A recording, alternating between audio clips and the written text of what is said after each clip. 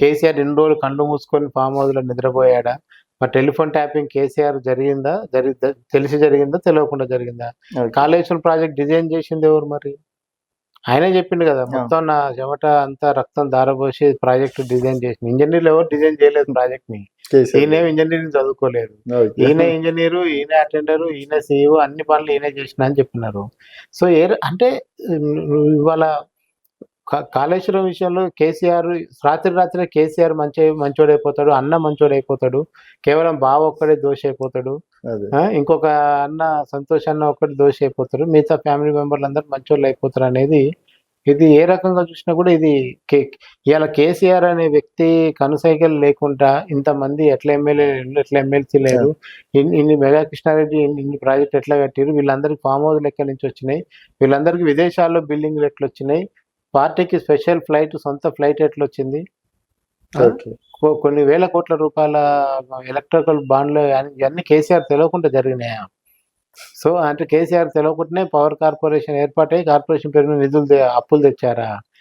ఇన్ని కోట్ల అప్పులు తెచ్చి ఎన్ని కోట్ల వడ్డీ కడుతున్నారు. సో ఇది అంత అమాయకంగా కేసీఆర్ గారు కవిత గారు మాట్లాడితే కూడా ఎవరు నమ్మే పరిస్థితి ఉండదు. సో అది అమాయకత్వమా నటిస్తున్నారు అనేది మనకు ముందు ముందు తేలుతుంది. కానీ కేసీఆర్ని పక్కన పెట్టి హరీష్ని టార్గెట్ చేయడంలోనే మనకు అక్కడ క్లియర్ కనపడుతుంది. ఇది ఏదో ఫ్యామిలీలో జరిగిన ఇంటర్నల్ దాన్ని బయటికి తీసుకొచ్చి ఒకరి మీద ఒకరు చేసుకుంటున్న యుద్ధం కిందనే మనకు కనపడుతుంది. ఇప్పుడు అంటే ఫామ్ హౌస్ లో దయ్యాలన్నారు, చాలా మంది కేటీఆర్ పేరు కూడా ప్రస్తావిస్తుంది అన్నారు.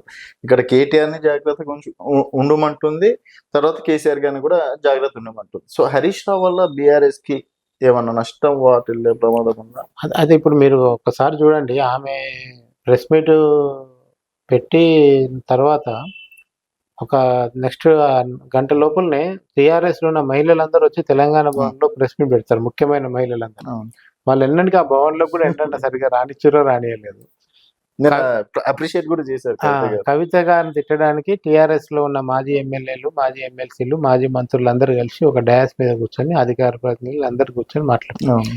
వాళ్ళు ఒక మాట క్లియర్ గా అన్నారు, నువ్వు మా పార్టీనే పోతే పోన్నాక అసలు కవిత గారు ఉంటెంత లేకపోతే ఎంత అని కూడా మాట్లాడుతున్నారు.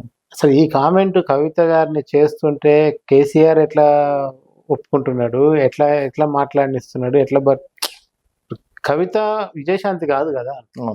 విజయశాంతి ఏదో బయట పార్టీ పెట్టుకొని తల్లి తెలంగాణ పార్టీ పెట్టుకొని బయట నుంచి వచ్చిన విజయశాంతి ఏదో ఏమైనా ప్రాబ్లం ఉందా?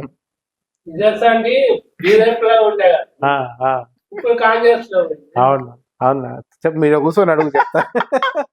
ఆడ కూర్చొని అడిగితే చెప్పడం కష్టం అవుతుంది.